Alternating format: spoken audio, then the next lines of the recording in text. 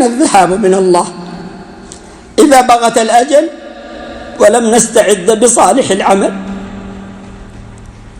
أين أيها الإخوة؟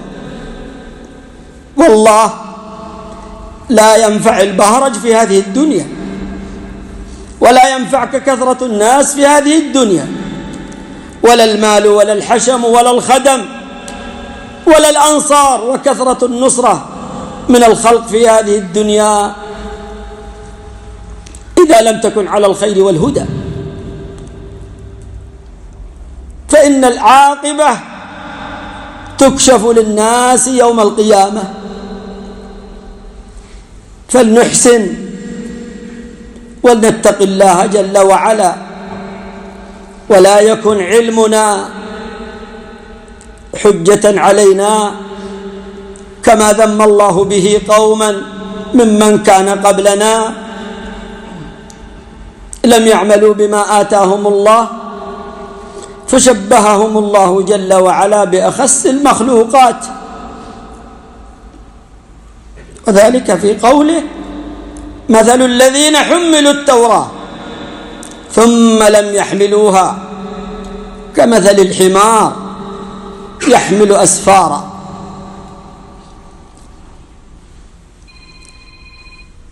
يحمل الأسفار على ظهره لا يستفيد منها.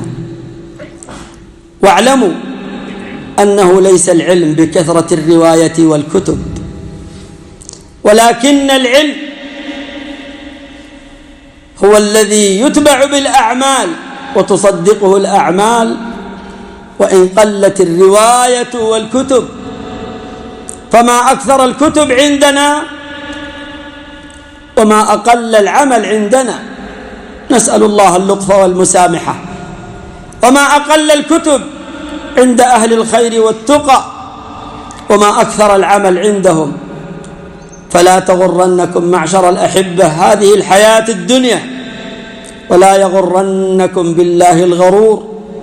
فاتقوا الله سبحانه وتعالى وانظروا ما تقدمون به ونقدم به جميعا على الله سبحانه وتعالى يوم تبلى السرائر ويكشف ما في الضمائر، يبعثر ما في القبور ويحصل ما في الصدور. إن ربنا سبحانه وتعالى بعباده لخبير بصير. أيها الإخوة في الله، من كانت قلوبهم حية فهي التي تستفيد، ومن لم تكن فنعوذ بالله من هذه القلوب. إن في ذلك لذكرى لمن كان له قلب أو ألقى السمع وهو شهيد. أسأل الله سبحانه وتعالى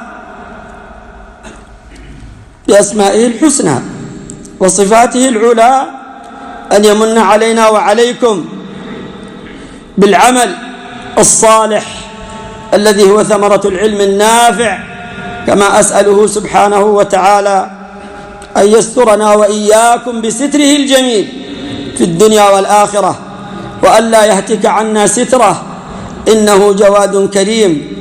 صلى الله وسلم وبارك على عبده ورسوله نبينا محمد وعلى آله وأصحابه وأتباعه بإحسان إلى يوم الدين، والحمد لله رب العالمين. منهم ناصبا لأن سوسهم بغي وعدوان، ومن يفتش عن الإخوان يقليهم، فجل إخوان هذا العصر خوان.